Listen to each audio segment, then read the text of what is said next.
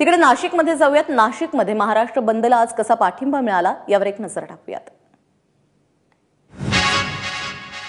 महाराष्ट्र बंदला नाशिकमध्ये उत्स्फूर्त अशा पद्धतीचा प्रतिसाद मिळाला।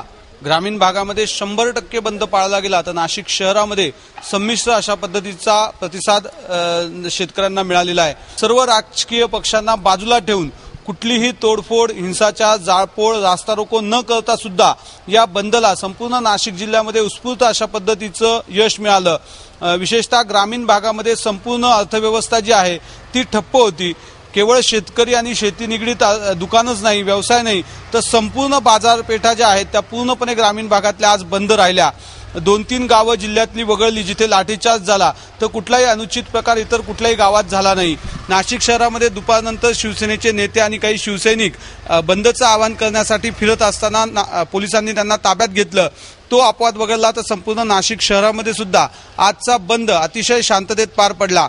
दिवसभर खासगी मोबाईल कंपन्यांनी मेसेज केल्यामुळे काही काळ मोबाईल सेवा जिल्ह्यातली ठप्प झाली अशा पद्धतीची चर्चा सुरू होती, परंतु जिल्हाधिकारी आणि पोलीस आयुक्त या दोघांनीही ही गोष्ट फेटाळून लावली आणि त्याच्यामुळे नाशिक जिल्ह्यातली इंटरनेट सेवा काही प्रमाणामध्ये विस्कळीत झाली होती। परंतु त्याचा शासनाने याच्यावर कुठलाही बॅन आणलेला नव्हता अशा पद्धतीचं स्पष्टीकरण प्रशासनातर्फे देण्यात आलंय।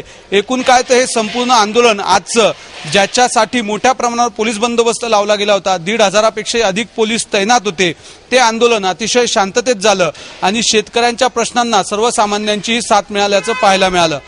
कॅमेरामन किरणसह सागर वैद्य, एबीपी माझा, नाशिक।